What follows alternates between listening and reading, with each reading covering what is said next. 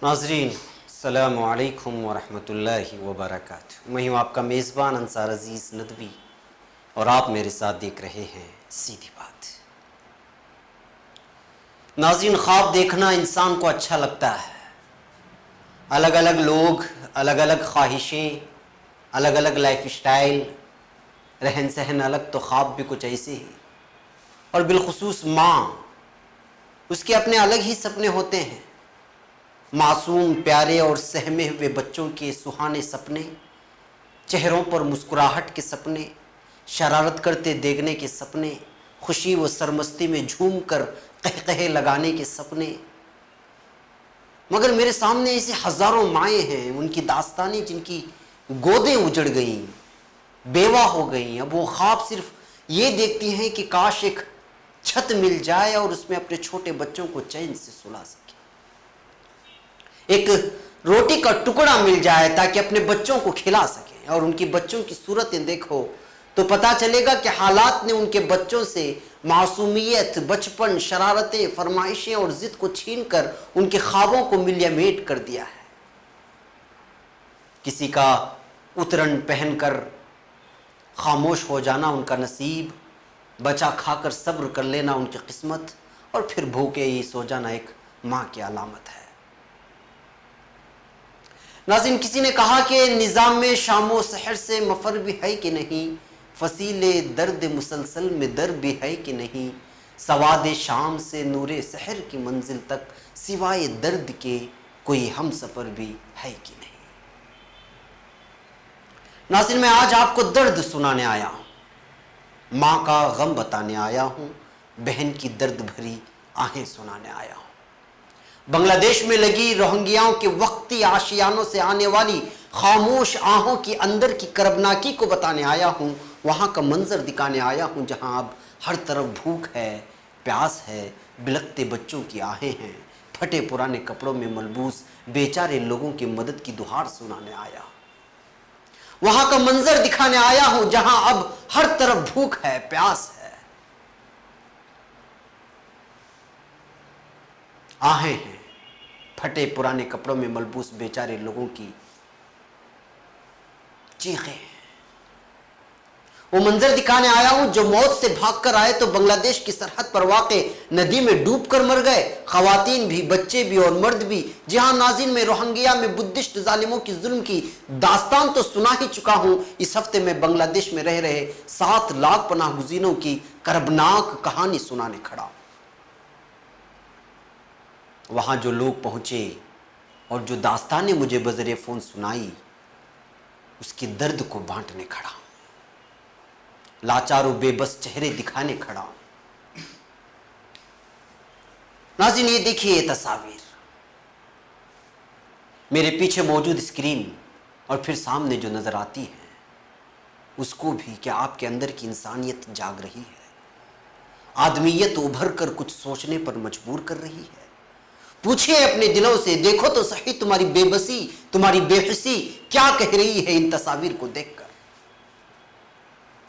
यह हर तरफ भूख है, प्यास है, आहें हैं, और उसके जिम्मेदार पूरा आलम इस्लाम है, मैं हूं और आप हैं।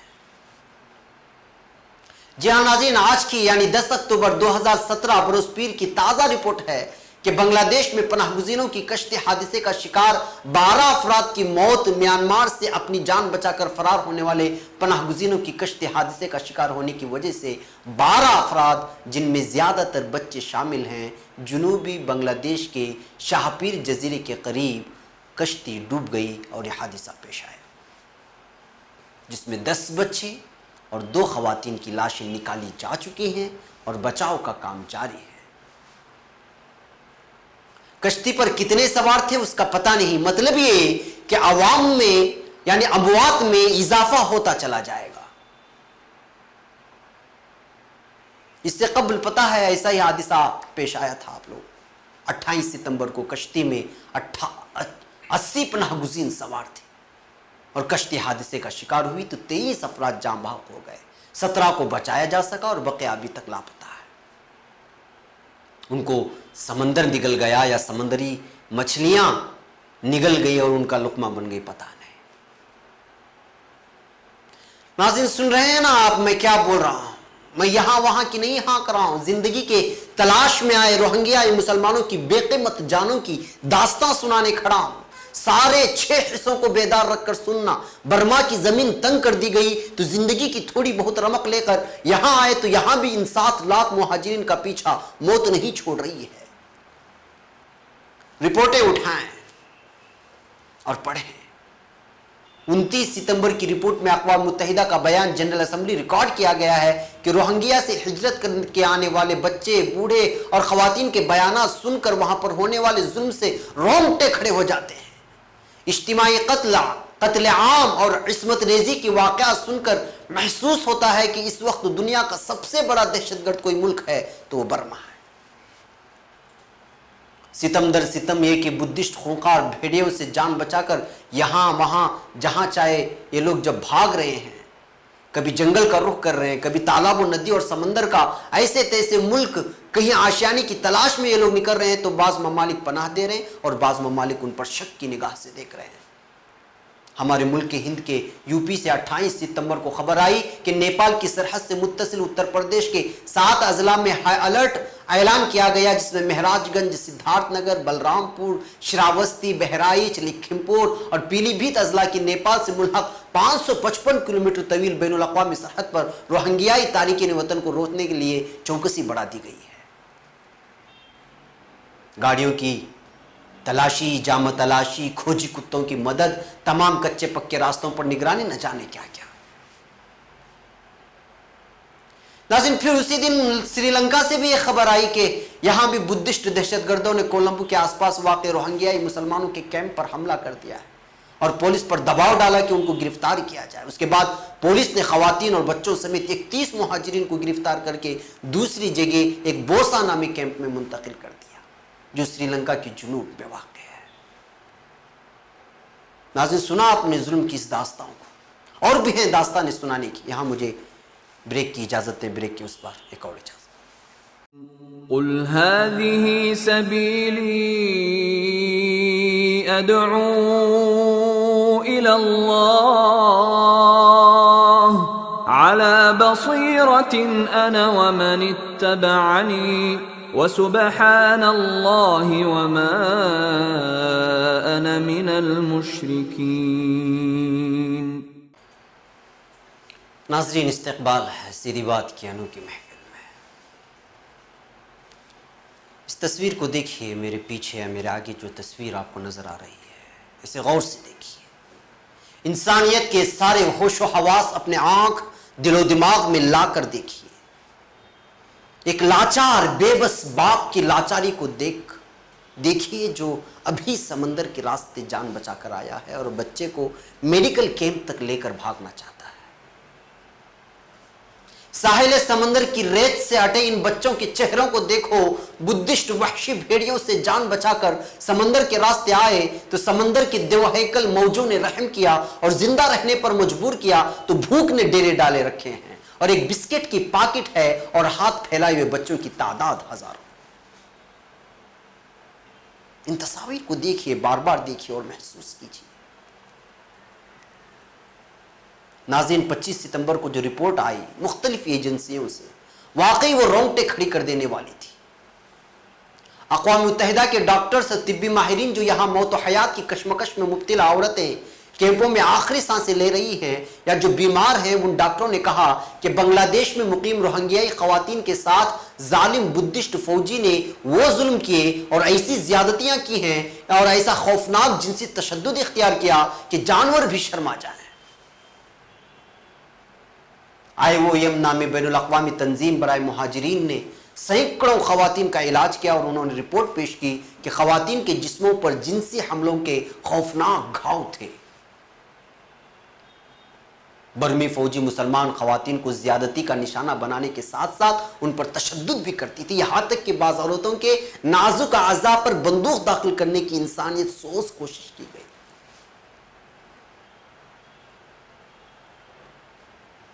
एक डॉक्टर ने बताया कि खातून के साथ कम आज कम 7 बर्मी फौजियों ने ज्यादती की और वो इंतहाई कमजोर और सदमे की कैफियत में थी। नाज़रीन, आपको मालूम होना चाहिए कि अक़वाम मुत्तहिदा के डॉक्टर्स जिनसी ज्यादती पर कभी किसी मुल्क के फौज के खिलाफ नहीं बोलते, मगर यहां जिनसी दरिंदगी की सारी हदें खत्म होते देख और उसकी संगीनी को देखते हुए उन्होंने ये रिपोर्ट पेश की, जिसको देखकर महसूस हो सकता है कि बर्मा की फौज और वहां बुद्धिस्ट दहशतगर्द दरिंदे किस खतरनाक जानवर का रूप इख्तियार कर चुके हैं। नाज़रीन, हकीकत यह है कि बुद्धिस्ट दरिंदे वहां के खूनखार फौजियों के साथ मिलकर न जमीन तो छीन ली, साथ में रोहिंग्या पनाह गुज़ीरों के लिए आने वाली इमदादी कश्तियों को भी रोककर हैवानियत की सारी हदें पार कर रहे हैं। 21 सितंबर को जुनूबी म्यांमार के सेतवे से यह खबर आई कि रेड क्रॉस नामी एक फलाही तंजीम की इमदादी कश्ती को रोकने की कोशिश की और उस पर पेट्रोल बम से हमला कर दिया। और इस मौके पर सैकड़ों बुद्धिस्ट मुजाहिरीन जो कि लाठियां, लोहे के हथियार, सलाखें वगैरह लिए हुए थे, वो दहशत फैलाने की कोशिश कर रहे थे।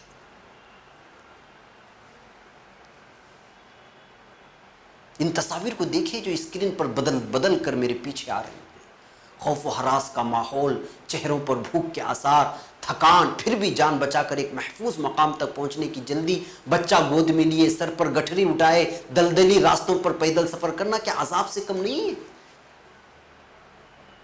चेहरे, जिस्म सब के सब मिट्टी व रेत से हटे हुए हैं, कीचड़ भरे रास्ते, बीमार माँ बाप, घर के बुजुर्गों को छोड़ा भी नहीं जा सकता। एक रिपोर्ट के मुताबिक इस वक्त पनाह लेने वाले तारिकीन वतन में सबसे ज्यादा औरतें और बच्चे हैं। बांग्लादेश और म्यांमार के बीच तुफ नामी दरिया पड़ता है और इस दरिया से लगातार अफराद घर बार छोड़कर आ रहे हैं और इस सिलसिला अभी तक जारी है। तारिकीन वतन के कैंपों में यह हालत है कि 7 लाख अफराद के लिए कई फलाही तंजीमें काम करने के बावजूद बहुत ही कम इमदाद पहुंच पा रही है। सैकड़ों की तादाद में बच्चे बीमार हैं। 25 सितंबर को यूएनआई की रिपोर्ट के मुताबिक इंटरसेक्टर कोऑर्डिनेशन नामी ग्रुप ने रिपोर्ट जारी की कि 25 अगस्त के बाद से आने वाले पनाहगुज़ीरों की तादाद 4,36,000 हो गई है। अब इसकी तादाद बढ़ चुकी है और दिन ब दिन बढ़ रही है।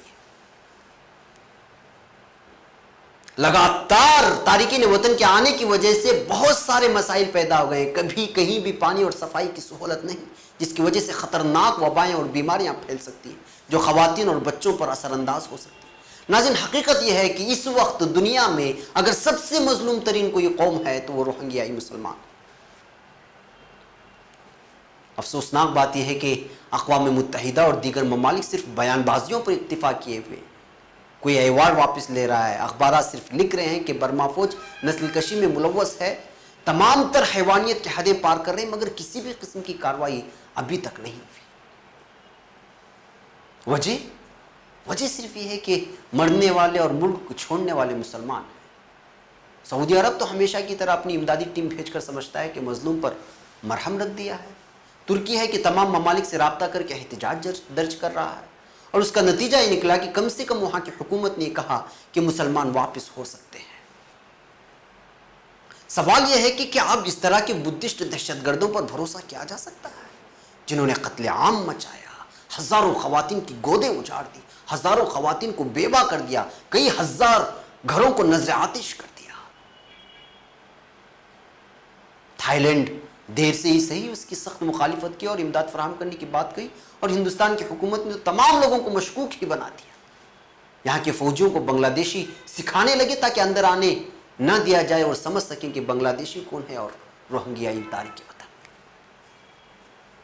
नाज़रीन, एक और यहाँ ब्रेक की जा सकती है, ब्रेक के उस पार कुछ और क़ुल हाज़िही सबीली अदअू इलल्लाह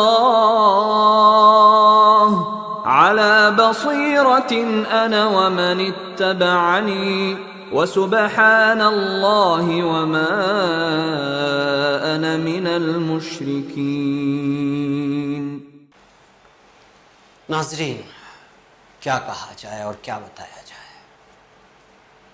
मजलूम की दादरसी करना, गरीब को उसकी दहलीज पर इंसाफ दिलाने की जद्दोजहद करना जिगर गुर्दे का काम है।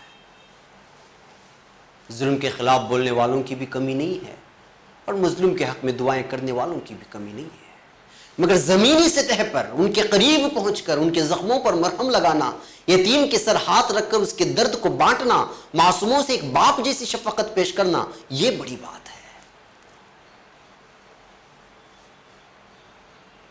मुझे बांग्लादेश से यूएनएन के जरिए एक रिपोर्ट पहुंची कुछ दिन कबल। वहां की हुकूमत ने पनाह गुज़ीनों की हालत ज़ार देख कर ऐलान किया है कि 8 लाख से ज़ायद पनाह गुज़ीन जिसमें रह सके, इस किस्म का बड़ा कैंप बनाने का हुकूमत ने फैसला लिया है, जिसमें हर किस्म की बुनियादी सहूलियात फराहम की जा सकेगी। वाकई काबिल तहसीन ऐलान तो है। नाज़रीन, इस वक्त रोहिंग्या मुसलमानों की जो हालत ज़ार है वो नाकाबिल बयान है। मुख्तलिफ ममालिक के इमदादी टीमें पहुंच रही हैं। मैंने इस सीधी बात को आपके सामने पेश करने के लिए बहुत सारी रिपोर्टें खोजी, जमा किया और उसका निचोड़ पेश किया। हिंदुस्तान की सबसे बड़ी गैर सरकारी हमारी तंजीम जमीयत उलमाए हिंद भी वहां उन कैंपों में पहुंची। सेक्रेटरी मौलाना हकीमुद्दीन कासमी साहब जो 24 घंटे इस तरह के कामों में मसरूफ रहते हैं, वो बांग्लादेश वापसी के बाद फिर अब बिहार के सैलाब ज़दा इलाकों के राहत रसानी कामों में मसरूफ है। अल्लाह मौलाना को, उनकी पूरी टीम को जज़ाए खैर दे। दरअसल बिहार के सैलाब ज़दा इलाकों पर, वहाँ के हालत ज़ार पर मेरी सीधी बात अगले हफ्ते आ रही है। मैंने मौलाना से रब्ता किया, वहाँ के हालात मालूम किए और उनसे दरख्वास्त भी की कि कुछ बयान करें। तो देखिए वहाँ के हालात कुछ बयान करके सीधी बात के लिए मौलाना ने भेजा है, इसको सुनिए। ठीक है। बिस्मिल्लाहिर्रहमानिर्रहीम। ठीक है। बिस्मिल्लाहिर्रहमानिर्रहीम। मेरे दोस्त अंसार अजीज नदवी साहब ने सीधी बातचीत के लिए वीडियो बनाने के लिए फरमाया रोहिंग्या कि वो मजलूम मुहाजिर जो इस वक्त बांग्लादेश में हैं, जमीयत उलमा हिंद ने उनके लिए मुसलसल कोशिशें की और इस वक्त अंजुमन इस्लाहुल मुस्लिमीन बांग्लादेश जमीयत उलमा के सदर हज़रत मौलाना फरीदुद्दीन साहब से जमीयत उलमा हिंद के नाज़िम उम्मी हज़रत मौलाना सैयद महमूद बदरी साहब ने बात करके अल्हम्दुलिल्लाह जंगी पैमाने पर रिलीफ का काम शुरू कर दिया है। इस वक्त तकरीबन 7 से 7.5 लाख लोग पनाहगुज़ी हैं और मेरा ये मानना है कि ये ज़मीन पर इनसे ज़्यादा मज़लूम और तकलीफ़ की ज़िंदगी कोई और नहीं गुजार रहा है। ख़ास तौर से वो इलाका जो रोहिंग्या मुसलमानों के लिए बर्मा से शाकुली द्वीप से दाखिल होकर के बांग्लादेश आने का रास्ता है, वो बहुत ही तकलीफ़ वाला रास्ता है। जमीयत उलमा ने वहाँ अपना कैंप लगा रखा है।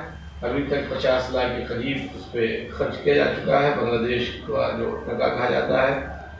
इसी तरह से हुकूमती सतह पर भी बड़ी कोशिश की है। तमाम कलेक्टरों के ज़रिए से मेमोरेंडम दिया गया हुकूमत के वास्ते से अक़वाम मुत्तहिदा को, और फिर वहाँ सफ़र भी फरमाया है। इस वक्त हम सीमांचल में हैं। जैसा कि आप को मालूम है कि 12 अगस्त से सैलाब आया और जमीयत उलमा ने यहाँ जमीयत रिलीफ कमेटी बिहार के ज़रिए से सीमांचल के 4 ज़िलों और उत्तर दिनाजपुर में बड़े पैमाने पर काम पहले भी किया है, इस वक्त भी कर रहे हैं, आइंदा भी करने का फैसला लिया गया है।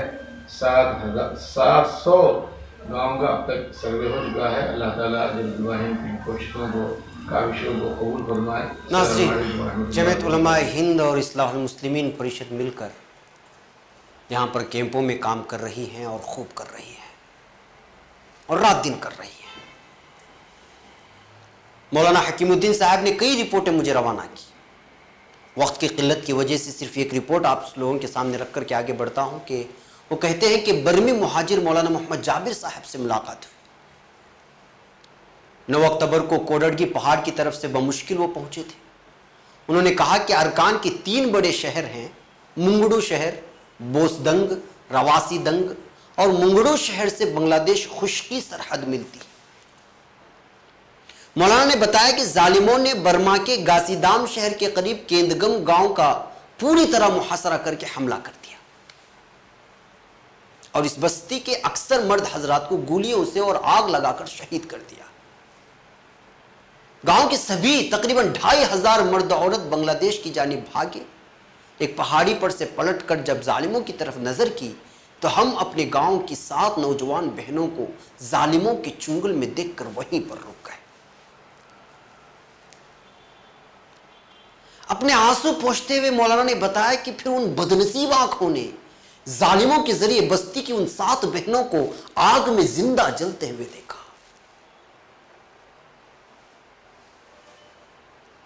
कुछ वक्फे के बाद मौलाना ने कहा कि मज़कूरा बाला तीनों शहरों और उनके कुर्बो जवार में करीब 105 बड़े मदरसे थे। जालिमों ने कुछ मदरसे साल 2012 में और कुछ अब 2017 में सब जला दी।